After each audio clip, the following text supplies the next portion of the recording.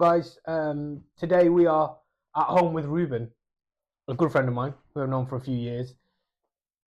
Welcome to whatever this is. We still haven't really named it and don't know where we're going with it. This is just me sitting in the lounge chatting to some friends. So, welcome, Reuben, Well, to the thank you. place. Yeah, and back you, in Suraj. Stoke after a while.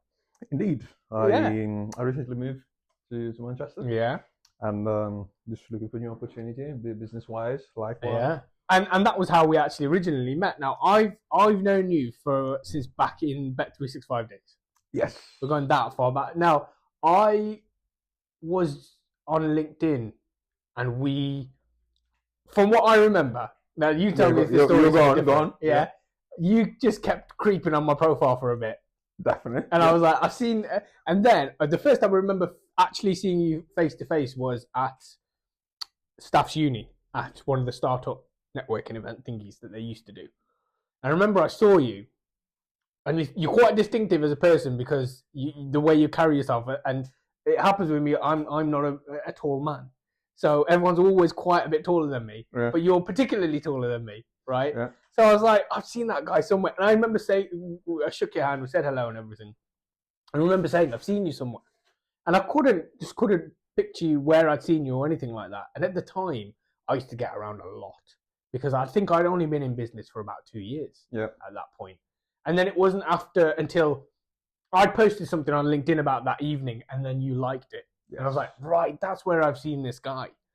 But you were really in the precipice, I think, at the time, weren't you? Because you were kind of like, I want to do something and I want to move forward.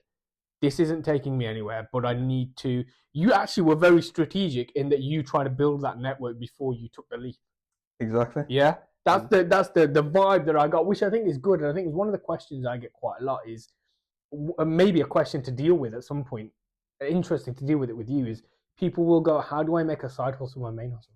Exactly. Really, really hard sort of situation to be in. And you, along with me, at some point, you just jumped into the deep end, didn't you? Because you just left and were like, and I remember you had a conversation. I had a conversation with you about a conversation you had with your dad, who basically said to you, if you want to do this, just go ahead and do it. Yeah. You're going to have to just take the leap. So that was sort of Russell stopped talking, and then we kind of just started having a general conversation on LinkedIn and all the rest of it. And then it was actually quite a bit later than that Enterprise came about, wasn't it? It was indeed. It wasn't a sort of a straightaway thing. And then you actually then ended up becoming a client, and not on the legal side, but more like the personal stuff that I did with guiding and mentoring, and we did a lot of strategy work, which we'll go into. I think it was a really interesting, and one thing I'll talk a little bit about Enterprise, and you kind of go into detail with it. The one thing I loved about it when we were talking about it was that I could see its international scalability, because what the focus really was discrimination. Yeah. And discrimination, unfortunately, happens in every country in this world. Exactly. And I'm not going to sit here and blame England and America and Canada about discrimination and colour and all the rest of it, because it happens everywhere. And the fact is, it blew my mind that it happens in Italy. It does. I was just like, Italy and Spain, some of the most chilled out countries in the world. I mean, these guys go to sleep at 2 o'clock in the afternoon. Like, you just don't expect that sort of thing to happen. But it happens everywhere. And that's one thing I loved about sort of the situation and what you were developing, because I could see from the experience I had at the time, I was under contract with Virgin Startups. So I was really pushing on the startup scale up and that movement.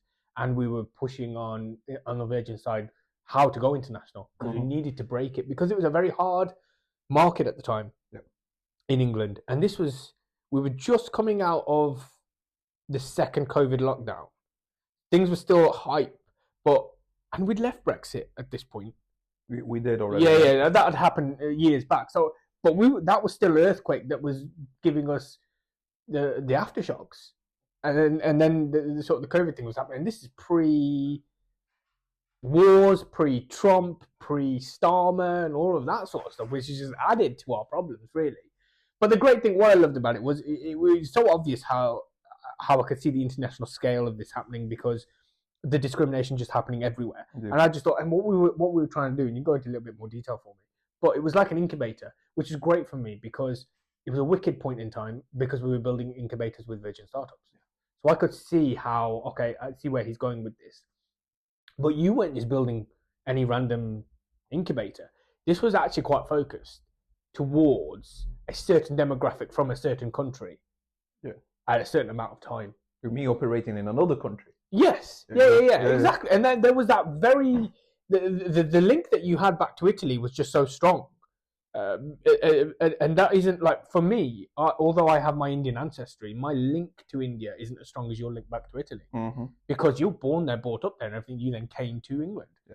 So and it was wicked because I thought what this could be is a copy and paste. Yeah. In any country, because unfortunately discrimination happens in every sort of country. So give us a bit of detail then. Sort of when we had that conversation, you were really early stages. And sort of literally, I didn't really have any clue. Like, yes. Like, as you said, as soon as I got into that phase before just quitting my 9 to 5, I was like, what should I do? Or what can I do? Yeah. Because at that point, I didn't really figure out why I wanted to do it so badly. Well, actually, I knew it why, but I didn't know how to do it. I had the question of, I'm outside of the country. How can I interact with my people? How can I get the right structure to start a business that could be a profitable business and actually can get me some returns, but also have some social impact? Yes. So that was the big question that I was like, I need some support. Just stepping back a sec, what were your emotions and feelings when you were trying to sort of making this move? Was it just an element of I can see a gap of something, or was there I don't feel fulfilled, I want to bring a little bit more to the world, this isn't what I had planned? So what were your feelings at that time? I believe that the main thing was me being very emotional driven at that point. Yeah. Because I was going through me having sort of a career already. Yeah. I was satisfied with kind of my professional career. I had my standard going from the basic, entry level role to almost managerial. I was getting there. Yeah. So I said, there's something more I can do back home. Because again, I had the lingering thought about going back with the family, trying to support the family. Okay. So working on a business level. Yeah. I said that could be something that could bring me back home, support more. So you wanted to give back to back home. Exactly. Yeah. So usually people, when they say go back home, it's like your own motherland, or because I'm originally from Africa. Yeah. Most people will say, Italy's an in between, really. Isn't exactly. It? Yeah. So in terms of the emotions, I went through a bit of. I was probably afraid because I was just thinking about myself and saying, I'm doing this by myself. I'm alone. So you were afraid of just the failure bit. The failure bit, but also the judgment, because that the thing about. Did you think you were going to fail in business, or you failing as a career at that point? Probably say in business, because at the career level, I was pretty much okay. But that wasn't enough for you. No. Because that was the standard part, the standard part, right? Because I had a good job. Yeah. Right. Good salary. Yeah. I was traveling quite a lot, so I could actually really explore places that I didn't really explore when I was a kid. Yeah. So I was satisfied personally. But you did. But there was a little emotion there about you weren't giving back. Yes, I needed something more. Yeah. Because the only thing that I was giving back is just for me. So that was kind of the selfish bit. Right? Yes. Yeah, I suppose. Yeah, it is. And then that kind of triggered me into, okay, what else can I do then aside of my condition, which I was advocating already with my modeling career. Yeah. Okay. So that was you're doing the modeling on the side of of my 9 to 5. Right. So I was kind of fulfilling that part with my community of people affected with vitiligo. So you felt you were giving back on the vitiligo side. Exactly, and nothing was business related to that. But I wanted to adventure myself into the business perspective and say, okay, there's something I can give to my older community. Yes, yeah. It's so interesting, is it? So is there anyone, where do you think you get this business bug from? Is anyone back home, mum, dad, granddad, grandma, that you might get that from? Because I get asked this and people will go, what makes a business person? Like, do you just kind of one day go, oh, wake up one morning and go, I'm a business person? And I always say, I think that I get it a little bit from, and this is going to go deep, but I think I get it a little bit from like my grandma from my mom's side and my granddad from my dad's side. But I also think there's a hustle element that comes when you move to a different culture. It 100%. That where you got to go, right, I got to pull this together. And for example, when a lot of people like my grandma and granddad came to England, the issue came that they didn't have recognised education in this country. So they're never going to get the managerial jobs, etc. And there was various amounts of discrimination involved with it as well. So it's kind of, there was the joke that the Indians come over and they buy corner shops. And the thing was, a lot of people at the time, we're going back to 70s and 80s, were leaving the corner shops for jobs because at the time the jobs were offering great pay, stability, and additional stuff.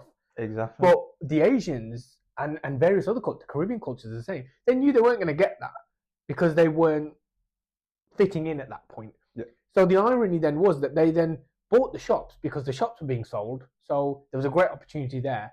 And so they had to then adopt the business person model. Yeah. And then 20 years, 30 years later, we see how that's really worked. So do you think there's someone back there, or did you just have that cultural shift to go, okay, this isn't going to work in the way, I need to do something for myself, I need to go and get? Yes. Right. Yeah, I think that for me particularly, it was the cultural shift. Yeah. And then just recently, just talking to my my mother, I discovered that my granddad back in Ghana, right, actually had that entrepreneurial spirit, and it was running himself like a petrol station. Right. And I told him how. Well, we could do with him still having the petrol station in today's world. Yeah, that would be all look. All in from that. And he started that after the independence in Ghana. Of Ghana. Okay. So that was during the 60s. Yes, it became independent from England. So the United Kingdom. It's a former British colony. So it is a former British colony. Did not know that. So and geographically, just within Africa, it's middle-ish, isn't it? So Ghana would be the west part of Africa. West, right? So we have one of the few English-speaking countries within the west part of Africa. Because it's French.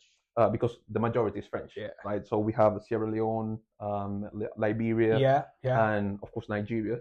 The majority, but then the rest. Shout out my Nigerian brothers. Yeah. We love Nigeria. Nigeria is our cousin country. And is it not majority Muslim on that side of Africa? Exactly. And okay. For instance, the northern part of Ghana, the majority which borders with Burkina Faso, is majority Muslim. And then you have the central part and the southern part of Ghana, which is majority Christianity, and then of course you have the local religions. But, okay. Local traditional African. Exactly. Right. So at that point, Ghana, after the independence, of course, it just going through the reconstruction and people trying to just get their hands on whatever they could. Right. So, but going back to our point, I just recently discovered from my mother that my dad had that kind of entrepreneurial spirit. So after independence, he decided to go, there ain't going to be no work here. I need to get that business mindset going, and that's when the petrol station started. Okay. Right. But for me, particularly coming back to the 21st century, it was the cultural shift. Yeah. Because particularly for me, growing up in a country where I didn't really have that exposure to many people from the Caribbean culture. Yeah. And in Italy, we didn't really have many entrepreneurial black driven people. Representatives. Right. Yeah. So when I came here to the UK, what happened is that I attended one of the UK Black Business Show in London, and that was something that triggered actually. Wow. Okay. Because for the first time, then what happened?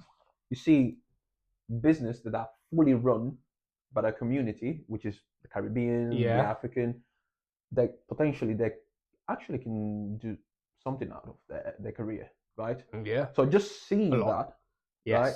It gave me that kind of I can try, right? Yeah. So and then that helped me to just start diving into what it means to do business. What is business effectively? And when it comes to business, I do strongly believe that along with the exposure is also how you are or who you are as a person. The actual inner instincts that you have. Yes. Because there are some character traits that you can't really hide. Like either you have it or not. Yeah. Sometimes you can train as much as you want, and that's absolutely fine. Yeah. But I do genuinely believe that some people have actually those few traits that actually I push agree. them to just be entrepreneurs themselves. Yeah, and coming back to the question is, what makes someone a business person, and that's exactly it. There's always something. I think everybody's got some of those traits. Yeah. But something happens to us, and for you, it was like going to the show, and maybe a bit of the granddad's influence even before you knew it. Then what we do is then, like anybody else would, someone who's then a doctor or a surgeon or a lawyer, certain parts of their personality will get stronger and stronger and stronger, and the other one maybe not as strong because they don't need it as much. Same with a business person is that certain parts of, for example, with me and you, we're quite big on networking. Yeah. But prior to us being business owners, we never had an opportunity to network, really. Or it was focused towards a very small demographic. For Bet365, it would have been, well, these are the only people that you network with. You network. Yeah, exactly. Yeah. Right. Whereas now we're sort of doing that. And over the years, I've seen it with you, and you've seen it with me, where we just grow that networking muscle. And it's very important in business with what we sort of do. And that is you. But then at the same time, as you mentioned, you then got to be able to, or you got to be the type of person where you go, I'm going to let that muscle grow. I'm going to exercise it. You have to. Yeah. And this is one thing that when we met for the first time that I realized strongly is the networking bit. Yeah. Because you have a network which can go from, standard, the local people. Yeah. To people that you can connect with just across the globe. Yeah. Right? Yeah. And that's not a skill that I do strongly believe that it's really undervalued. I agree. It's undervalued because the ability for you to build a rapport or a relationship that can be on not only understanding but mutual benefit is not really appreciated. And for me, on a personal level, when it came to it, I never meant to internationally network. It was COVID that pushed me to do that. Yeah. And it was having to, and I think why a lot of people don't, because people don't understand what networking is or how useful it is, or maybe they don't need it because they're just happy with their 9 to 5, and that's cool, right? That's fine. And that's where it comes in different people, different. What's the phrase I'm looking for? Different. I was going to say different strokes for different something, but different horses for courses, right? And we both done it where we've walked into stuff. I mean, Leah's thing was there was me and you, and that was it. I knew of Leah. Yeah. But at no point was we were going to spend the whole evening with Leah. She was hosting a 250, 300 people networking event. But we had to, something in our mind triggers where we go, yes, I'm anxious. Yes, I'm scared. And a bit worried, right? Because you've got 2 people of colour walking into a networking event where it's probably going to be, well, it's Manchester, so there's more. But we're used to walking into rooms where we're the only people of colour. And there's something in your mind that's got a trigger where you go, that's cool, but I just need to numb that for a second because there's something more important. Exactly. How do you suppress that, though? There's many people that don't really understand that. Yeah. But that's because it's that character that you are able actually to suppress. Something that you turn. I mean, you will still feel it.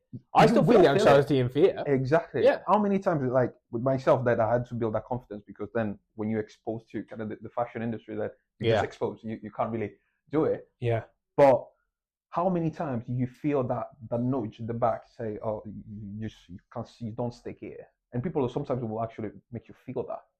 Yeah. But you have to override it. You do. You have to something in your mind's got to go. Exactly, and that's something more important here. Exactly, and that's one. I strongly believe that's one of the traits that an entrepreneur has to have, regardless of you fitting on a room. Yeah, there's some action that you have to override. Would you even argue the fact that you actually don't want to fit into the room at all? Oh. Do you think there's strength in that? Is there strength in? But somebody once said to, I'll never forget it. It was only recently someone said to me that when they walk into a networking event, they've been to a few networking events and they've met me, and they said something happens when I walk into this room. My eyes are drawn to you, and the guy was like, "It's got a little element of the way that you dress," and he actually mentioned my hair and stuff, and he's like, "There's something about it." And it was an OG that said it, and I know there's a lot behind what he's saying and stuff, and I still don't fully understand exactly where he's going with it, but it's interesting. Like, and I just wanted to ask you what your thoughts, because I did all the time. I mean, the other week I went to a pottery painting class, and I knew no one. And the weird thing in my mind now, I do these things on purpose. Yeah. I want to go into rooms where I know no one, And I'm in a really stupid. I don't do painting. I'm not artistic. I don't know what to do. I can't draw a face. Yeah. I can't. But it's not my thing. But I purposely wanted to put myself in a really crazy situation, and other people. And I didn't know this until I talked to people that are not business owners. People sat there and go, "What the hell? Why are you punishing yourself?" And I'm like, I don't feel as though it's punishing. I feel as though it's a bit challenging as well. So what are your thoughts? Do you think, would you rather walk into a room where you know no one and you're doing something crazy and nobody's like you, has your same background, it's totally not what you would do? Or would you rather walk into a room where you know 20 people? Mate, that 100% I would go for the first one. Yeah. Which rather, I want to be in a room where I do absolutely feel uncomfortable. Yeah. Because I do already know that I'm uncomfortable. But is that the courage a bit that you have to overcome and ride? Yeah, because then out of that, then you actually build strength on that skill. Yeah. Right. And I was so, it happened to me that I was just recently at the coffee shop. And usually I don't go to the coffee shop just to work. I mean, you just take a coffee and that's it. But on the coffee shop, there's always someone that will try to approach you. Then you have the opportunity. Then there's something coming up. Right? That might happen. That never happens to me. I sit in coffee shop, no one talks to me. Yeah, but perhaps that's just you, that's me. Sometimes just my luck. Yeah. But you have to. You have to. Sometimes it's very. It's a nice light way of exposing yourself to what it feels like. I think if someone's never been networking or anything like that, or wants to sort of know what it feels like, I think it's a good sort of way to go. I'm just going to go to the coffee shop and I'm just going to sit there and drink my coffee on my own. That's it. Exactly. Like, how many times have you been to, I don't know, a restaurant or, just an event like where you don't know nobody, but then just doing it. And it's an amazing feeling, isn't it? As soon as you finish, I've done it. It's a bit of a buzz. It is. And your adrenaline is through the roof. Well, maybe not through the roof, but it's definitely there. And you do, I mean, there's times I'm feeling numb walking into rooms. And especially, and you'll know it, I might make it peacocking is what people call it, isn't it? I might do so with my clothing that I wear. You do it because of the way that you look. Yeah. You know that how likely is it someone's going to walk in there, and unless you're going to a convention where you're talking about your condition and stuff, you know you're going to walk into that room and eyes are going to be drawn at you. 100%. And so you're already feeling all of the anxieties and stresses and worries and all the rest of it. But mine is like constantly every day, 365. And wherever I go, then you have to add the layer of I'm in the UK, which there's a huge type of variety of ethnicities and diversities. Yeah. But then when I go back home, the alert is just like 100, 1000%, because then in Italy it's not the same thing, right? Do you feel more comfortable here then? 100%. Right. Okay. 100%. Even though that's where you were born, brought up, you can speak the language, you know the culture, you know the food. It works, and it still feel more comfortable. Yeah, 100%. Well, that's surprising, man. But it is always you always have your guard up, regardless of being in Italy or here. I think it's different every time when you know that people actually don't really look at you that much. Yeah, your guard being up for judgment just because of the way that you look. Yeah, but just the way, because I was brought up pretty much. Because of course I'll grow up in that environment. So what I'm trying to get at is so you and I agree. Your guard's always up. My guard's always up as well. My guard's sometimes always up because of, and I hate to keep going on about it, but you're a person of color in a country that isn't of color. Yeah. And so But would you say that's why your guard is up in the UK? Or has it got a lot more to do with the condition? No, I'll probably say just for the condition. So what's the fear, though? The guard being up, for example, my guard being up is just fear of discrimination and being shouted and screamed at and worse a lot of the times. But for you, what is it? Is it like people giving funny looks or something? Yeah, but perhaps I think it's the judgment bit, right? The judgment. What are they thinking? What are they thinking? So that you have that little nudge always going on. Yeah. Because thankfully, I was able just to suppress it, just growing up and just learning about the condition much more. Yes. So it's different. Yes. But sometimes it just keeps going.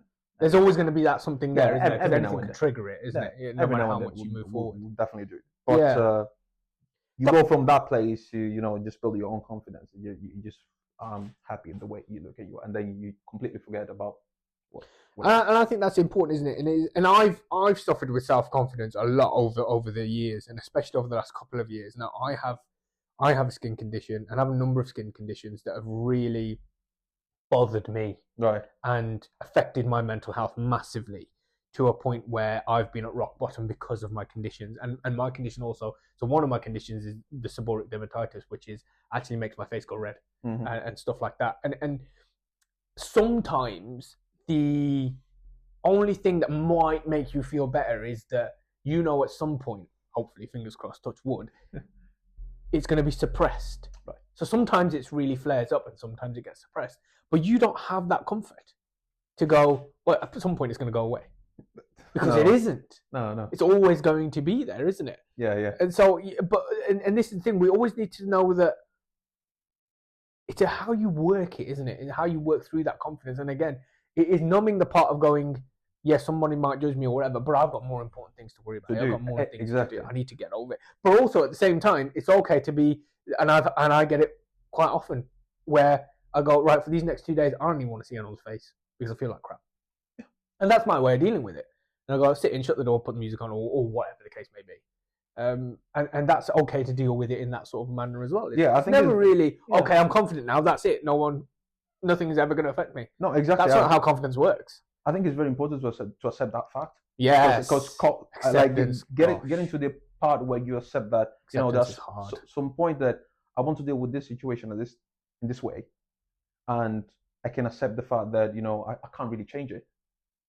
That's the acceptance bit that's crucial. Acceptance is I still to this day, and I've been dealing with it for years. I've still not. Acceptance is my hardest thing. Everyone keeps telling me that, and you're telling me that now, and you've been dealing with it a hell of a lot longer than I have. And it's one of my hardest things. People go, you just need to accept it, but I can't. Yeah. And it takes time. I know at some point I'm going to have to accept it, because otherwise, what, you're going to live the rest of your life thinking I'm not walking out because my face might look funny. Now think about it from health perspective. The skin condition, but also when you go from the business perspective, when you're an entrepreneur, there are some things that you have to accept that you can't really deal with, and you need absolutely yes. And at some point, I had to accept that I was never going to be the best and biggest lawyer in the world. That's it. And I had to go out and accept that. So exactly. So what do you do from that? Yeah. Do you just pick yourself up and then think you just going straight? Yeah. Banging your head and say, right, going through a road, through a journey that you're never going to get there. Yeah. Because I had to accept the fact that there was always going to be someone with more experience than me. That's it. Or someone with more clients than me, or whatever the case may be. But I then had to find that okay, what do I bring to the table? And for me, what I did was I discovered that with the service-based stuff, the best thing that I could do was gain the trust of people. Because, okay, there might be someone that is a much bigger law firm than me that could offer way more. But then if that person trusts you, for example, and you trust me, at that point, I've got something lorded over this big law firm with all these other things, because no one actually knows who they are, or something like that. And the guy speaks to you and you go, I trust Suraj with this. Yeah. And then they'll go, all right, I don't care if he's not the most qualified in the world or the biggest law firm. You trust him, so I'm going to trust him. That's it. Yeah. So that's when you take clients off of big law firms or big companies. You do, what haven't they got? And for me, it was that what they haven't got is that face. It's like when I used to go to networking events and they'd send a lot of law firms would send business development managers, which is great, and they do a great job. But then what I brought to the table was I was doing the business development of my own business, and I could actually talk to them face to face right there about whatever it was that they wanted. Instead of going, I'll give you an email address, you go talk to the partner. That's it. Yeah. You lost that sale then at that point. You don't really strike while the iron's hot. Exactly. So you found over there you're in business, your added value. Yes. So that's the proposition that you have. That's when it. When it comes to the value that you bring as a lawyer. Yes. And then I double down on that. I go, right, I need to network, and people need to gain trust in me. Because then their mates who trust them will trust me because of that. That's that connection, isn't it? Exactly. And that's when I then chose to spend way more money on networking events than I did on building SEO. That was just a choice that I made, because that was the kind of client base that I sort of wanted. So you sort of, and then you had to go back and build that trust back in Italy, didn't you, for Emprise? Yeah, and that's the hardest bit, because I was operating from a country where I was exposed to diversity, to understanding how the business kind of structure or how developing a business through a country that's going through a generational change. Because as a part of the millennial generation, back in Italy, we didn't really have any business reference or representative for the Black community, right? So how do you build the trust for a community that doesn't really have a point of reference, which you actually have to build from the ground up? But yeah, you got no choice. And that is the hardest bit. So you were in a position where you're going, I've got to start a business in the UK for Italy. So when we were talking, you were dealing with the whole, because I know we were talking about community building and various other things, weren't we? Where are they? How do we talk to them? What are we going to say to them? But it was almost like you were having to do boom, boom. Yeah. Instead of just everything in one place, in one country. And that's you were literally doing overseas. And it was difficult. It is no easier that you're Italian. Yeah. Because you're doing it from a different country now. You've got that little connection to them. But still, they're kind of going, well, yeah, but why would you do that? Like, were you coming? And why you as well? Why would we come exactly? To you? Because that's the question. Why you? Because perhaps in the UK you had that generation from the 60s, the 50s, you know, and people could actually relate to the big characters of the 50s, the black figures on the 50s and the 60s, right? Same with the States. They've got the figures. Exactly. And in fact, we use those figures in our country sometimes, in the UK. But in Italy, it's just nothing. So that's the first generation. I'd probably say that, of course, the African diaspora in Africa, in Italy particularly, grew up as people, of course, from the 60s and 50s, but there's a small minority, like not even a fraction of what we had back now. Yes. Now, I've got to ask you this, because this is a question I always ask when someone's doing international scaling, especially in the situation where they've been born and bred in that country. Mm-hmm. How different, or how much shocked were you when you tried to go back to Italy to build it? How surprised were you how disconnected in a very short space of time you'd come from Italian culture? Do you understand what I'm saying when I say it? Yeah. Because you don't realize it, but even if you spend a year outside of that country, all of a sudden you go back and you think it's going to be the same, and it's not. No, that's exactly it. Yeah. Because I moved in the UK just 2016. Okay, right. And and it was just before Brexit. Yes, yeah, it was, right? 2016. Yeah. So I spent 2 years before going back to Italy. But then when I started just developing my own professional career, as soon as I went back during the 2021, and just like by the end of COVID, I felt this country is different. Yeah. It's different. It's the same, but at the same time, it's different. Yeah. And I was like, I don't recognize this country. No. I know. And I've had that so much. And that's the hardest bit to accept. It's hard to accept. Right? Yeah. Because you expect that, things perhaps stay the same. Yeah. But then happens with family. You see your brothers growing up, your parents are growing up. Yeah. Something must have changed. Yeah. Not only them. It's hard to accept that change. I have the same issue personally in family. I have the issue with my own man with India, but even with my clients, because when we go back and we're scaling, or we're trying to tap into that market, we're going, okay, this and this at this time and that time. Oh, trends are like this, trends are like that, and then they go back and they might have only been outside of that country for a few years, and then we make this plan and this strategy, and we go over, and all of a sudden, there needs to be plan C, D, and E, because A is definitely not going to work. Because the trusted source, and it's not their fault, they didn't realize how much that country had moved on, how much the mindsets, the buying trends, and even the popularity trends, how much they'd moved on, and then how much the influence from other countries that they were getting. It's a social media world now, right? Exactly. I think that's one thing that I just came up with this. Social media helped us to connect us in a level of human, but he kind of pushed us to understand the culture of each country. Because now I can say, I understand the American culture, but effectively, you will never be able to understand unless you actually grow up in that environment. So you're connected to the US. But you detach at the same time. How do you work that? And that happens as well when it comes to scaling up your business. You will go through cycles where you, for the first 3 years, perhaps you understand the market. But then the market will change. And in those 3 to 5 years, you're the new kid on the block. Exactly. And at some point, you're no longer going to be. So you can't go off of just being the new kid anymore and something fresh, something new, something shiny. You then really need to establish your niche after the I'd say, depending on how quick you're scaling, the 3 to 5 year point, let's say 5 years, at that point you need to have had that because someone new is going to come along. Yeah, and that's the thing that I appreciate about brands like Nike, right? Yeah, because their main target market, like the consumer market, now goes from kids up to people that are actually over 60s, 70s, right? Yeah, they were able to. Anybody can wear it, right? It. And it's open to all. Yes. And I tell you where it went. You know the story of Burberry.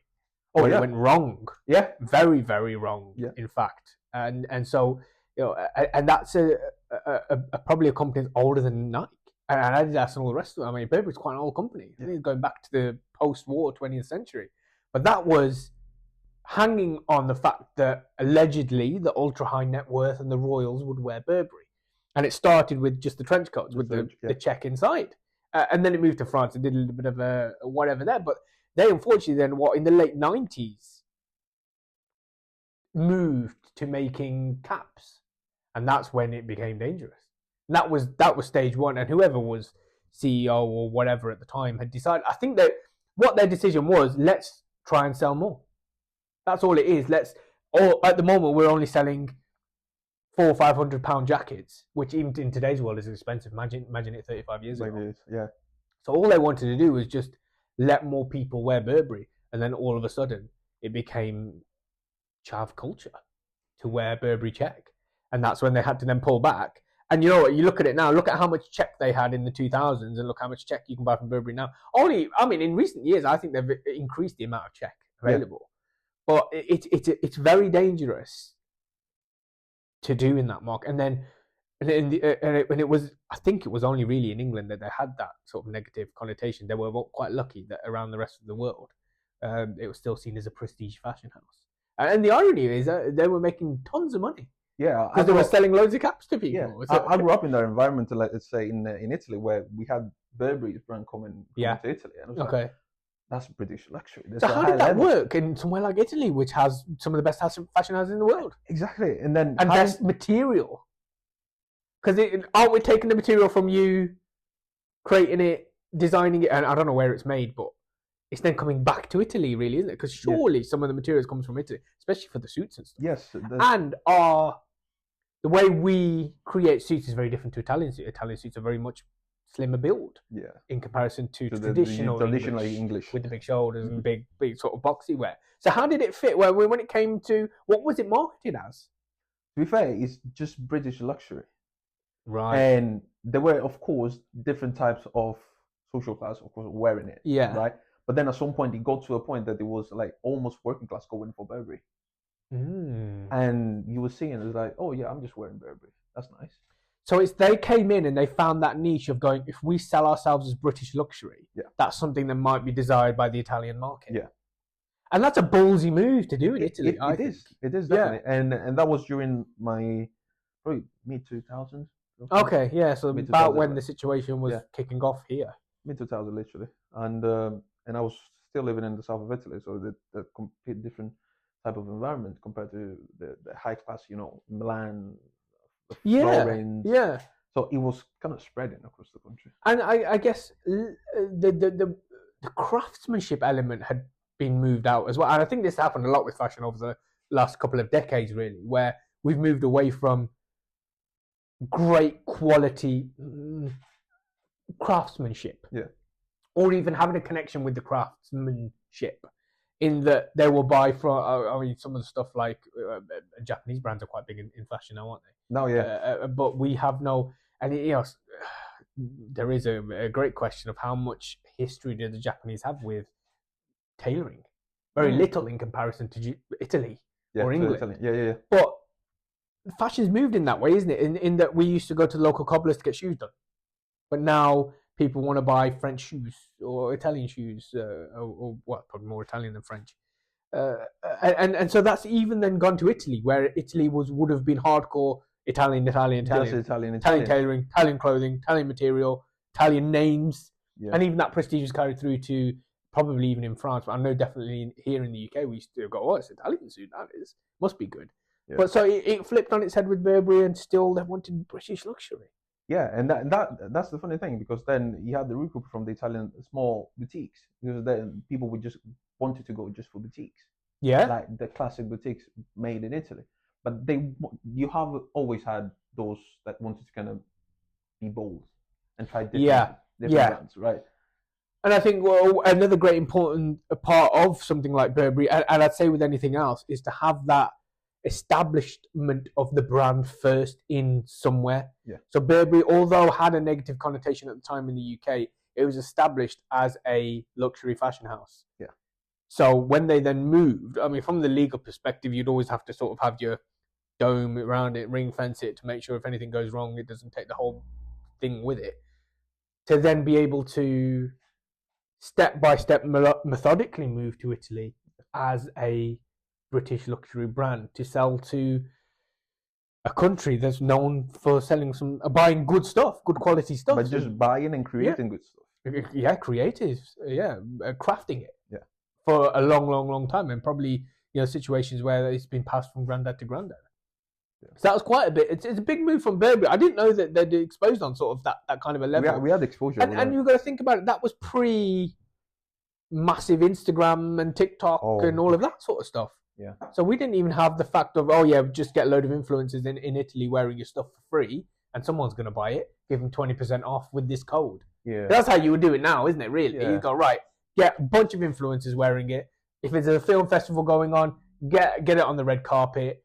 Get people posting about it, pay them whatever they need to do. I mean, I've done it with brands I've worked with, and then go, here's a 10% discount code, flood the market with your marketing, and if it is the check, flood the market with the check. Everybody wants check, boom. Yeah, exactly. But back in those days, that was not back in the days. So that was what was the strategy? Why they did it? Yeah. So why that sort of expansion? Why that specific marketing approach? Right. So.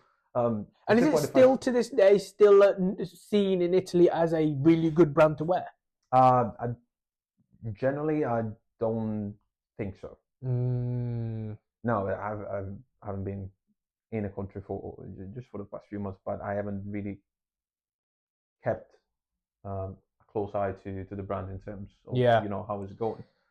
But clearly, it's not positioned as it was. Right. And this is always, and you're talking to two fashion guys talking about these guys are a legit model. I just kind of like fancy clothing.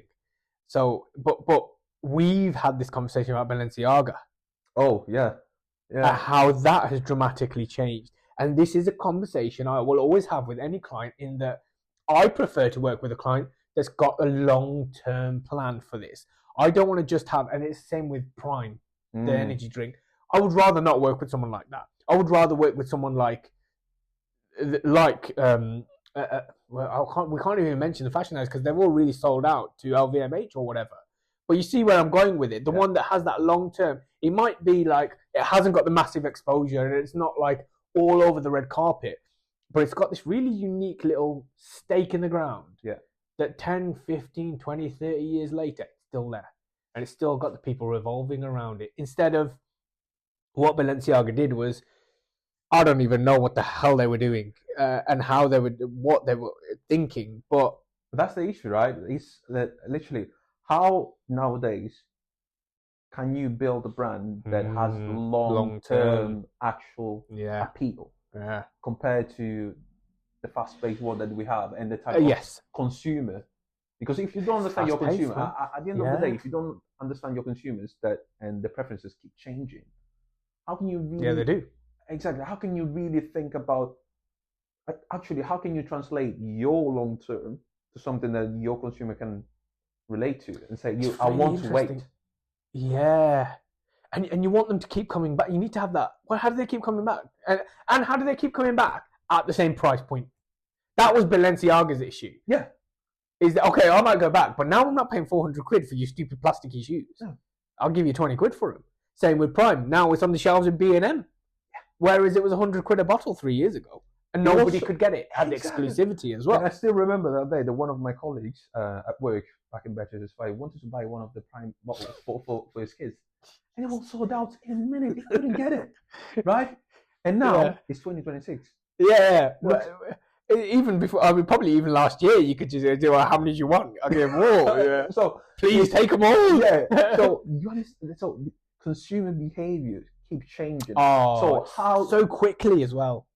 How do you? And even fashion consumer behavior back 30, 40 years ago, because we used to do seasons. Yeah. So even consumer behavior would change by the season. And in the UK, there's 4 seasons. Do you guys have the 4 seasons as well? Yeah. So whereas in like, I know whenever we speak to people like in Miami, they just have 1 season. LA's the same. It's just hot. Yeah. There's nothing else. So even back then, it was quick. It was fast paced, and it had to change. And that's why fashion houses were such a good size, because they constantly need to change. And now, I think it's got a lot to do with the way that you're marketing it. You're marketing it with influencers who tomorrow are going to talk about your rival, realistically, because it's whoever gives them the money, right? And then a week later, they're going to talk about something totally different. And I told you, we've had the issue when one of the brands that I worked with, who said something about us as they were supposed to do, contracted, and then the next week they said something that massively contradicted what they'd done, and it ruined stuff for us. That's one of the hard. It is.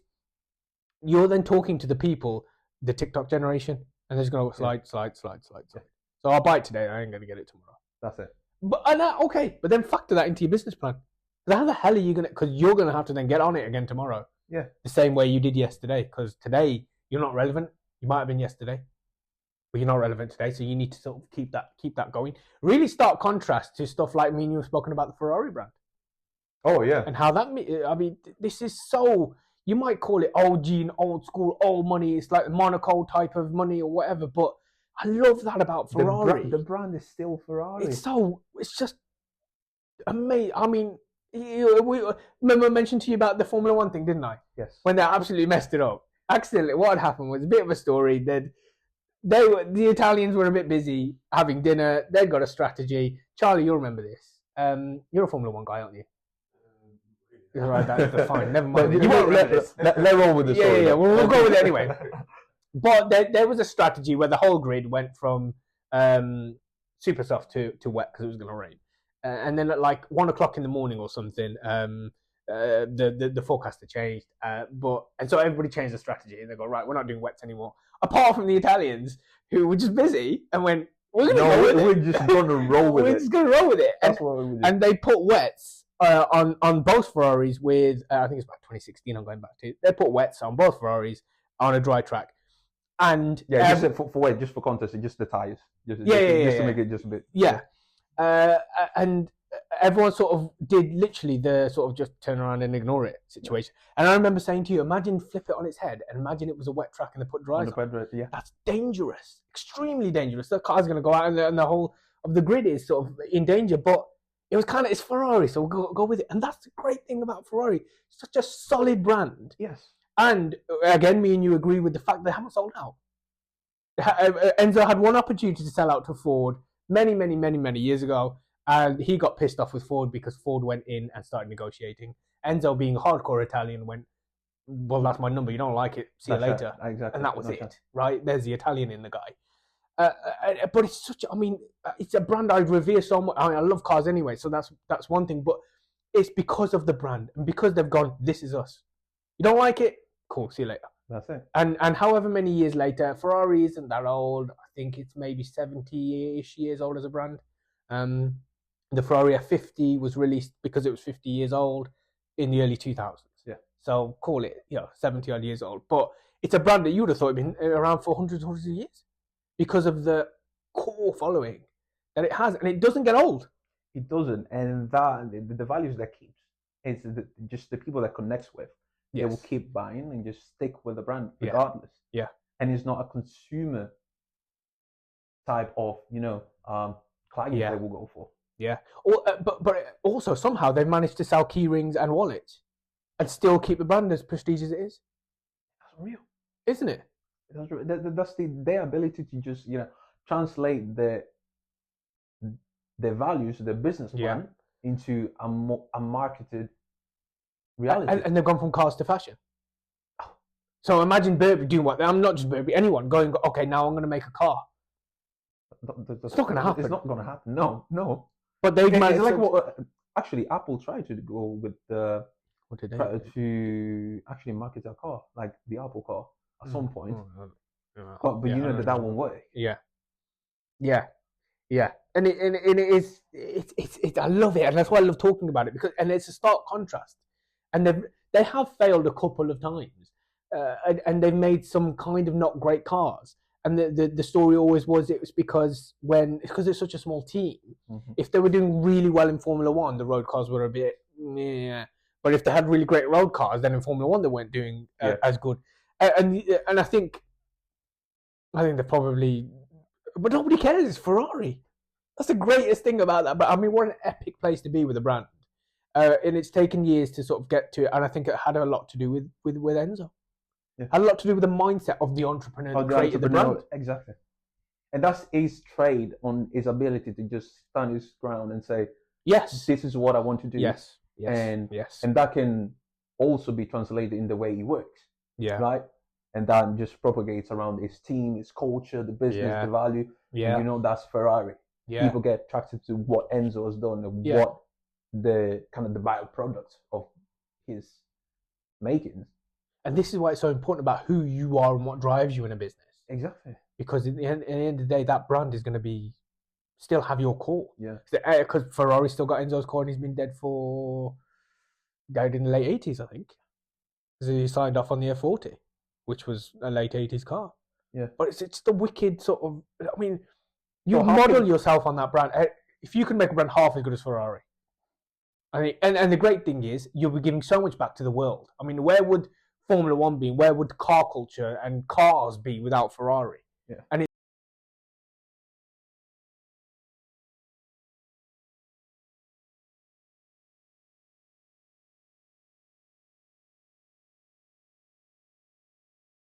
didn't know until I went to uni with a bunch of people from Trinidad and Tobago how much of the Indian influence, and Hindu specifically, in the Caribbean. So Trinidad and Tobago has two small islands, but it's 50% African and 50% Indian. And like Nicki Minaj, she's half Indian. Wow. Well, her dad's half Indian and half African, or and I'm not quite sure where she's coming from, but yeah, so she's a quarter Indian. And so it's amazing because you got black people celebrating Diwali and stuff in Trinidad. The same thing happens in Uganda. Yes, of course it does. Yeah. That's until we got kicked out. Yeah. But, And I was like, okay. Yeah. But that's the connection that you have, and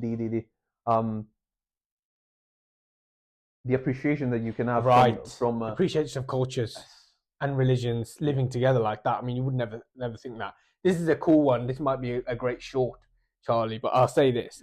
I'll get it from a source that is, I'd say, half good authority. Okay. But this guy has told me that the devil's lettuce was not native to Jamaica.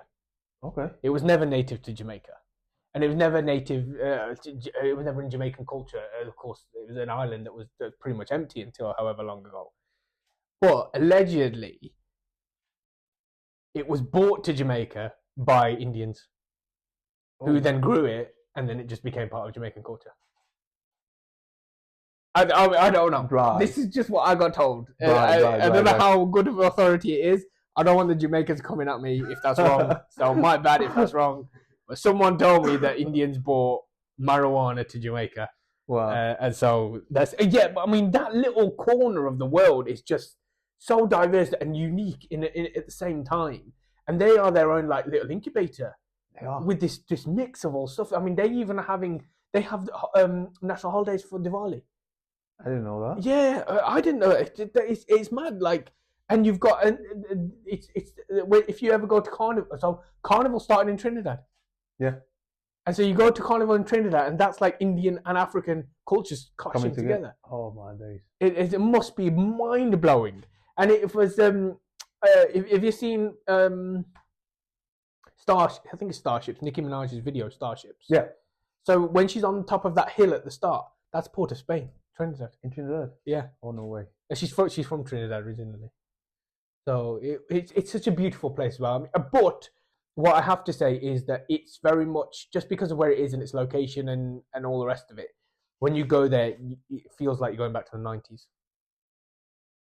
but it's a small little island. You know, it just hasn't developed in the same way. Yeah. That some of the other countries sort of have. But beautiful place, somewhere I really want to go. Trinidad is definitely a place I'd love to go. And I do have a couple of links still lingering there. A couple of lawyers that I know. I actually know a lawyer from what's it called now? Barbuda. Wow. Which apparently he tells me is the most beautiful beaches in the world. He's like, even Jamaica's great and stuff, but you got to come to Barbuda, and it's a tiny little thing, and it's not a lot of people live there and stuff. But it's just you can do what you want when you want, and it's just really open. And not many people have cars or anything. And he runs a law firm, and he's a lawyer for all the little islands, 5 or 6 islands that surround him. That's it, and that's the marketing that he does for the country, right? That's it. And the guy's still rocking a suit and tie on a boat, rowing this boat. It's just it's big about some of the stuff. That's the perfect so marketing. That's the perfect marketing. Having a guy suit and tie rowing his boat. Yeah. It's chilled out, but surprisingly, also though, he's mad busy all the time. Like I expect him just chilling on the beach with shorts, but he's always actually working. Right. In all fairness, and I think that comes back to a lot of the culture, isn't it? It's just get stuff done, especially with the legal stuff. I want to make that. I don't. I said I was going to do it. I don't know what the easy transition, so we're just going to have to jump into this restaurant analogy. Oh yeah. Because I don't know how we can even get to it. So I think in a little bit of detail with this one. This was probably 3 or 4 sessions into our. I believe it was one of the first. So the 3. Okay. So it's quite early on. This is something that I really do, and it's an analogy I use a lot because someone once told me about using an analogy of doctors. And the reason why she used to use a doctor analogy, she used to talk about diagnosing and stuff and then getting a prescription and all the rest of it. And she said, the reason why I do that is because pretty much everyone in the world has been and had that doctor experience. Yeah. So when you're talking to people and trying to explain something to someone, go through an experience that everyone's been through. And an experience that's been positive or negative, because there's a lot that can sort of be pulled from the doctor stuff. That's where I originally thought of the restaurant analogy. And the restaurant analogy I use basically to talk about everything to do with business and how a business works. Yeah. It's a great way to use it because you've got people outside, you've got people on the door greeting, you've got people coming in, sitting down, you've got bar staff, you've got kitchen staff, you've got front of house, cleaning staff, you've got the works. And that's how I sort of used to describe various areas of a business and how that works together to make one business. And why I wanted to raise it with you at the time was because with Emprise, the issue we were having at the time was we started to get 1 or 2 people through the door, but we actually didn't have a product to show them or to give them. We had an idea of what we were going to do with it, but we didn't have anything in place at the time. And the reason why the restaurant analogy came to fruition at this point, or why I thought it was a good thing at this point, was because I wanted to find a way for us to entertain the customer base because we'd already done the work to get them through the door. So I needed to, and what I wanted to talk about was, let's say, for example, and it doesn't happen that often in the UK, unfortunately, but it happened, and it just so happened to trigger with you because it's being Italian culture is big to go to a restaurant and eat. But what I was trying to get at was that when we essentially had no drinks or food in this restaurant at this point. So what we wanted to sit down and go, okay, let's just go to the supermarket, buy some snacks, put them in a bowl. And that's where the restaurant analogy sort of came in. So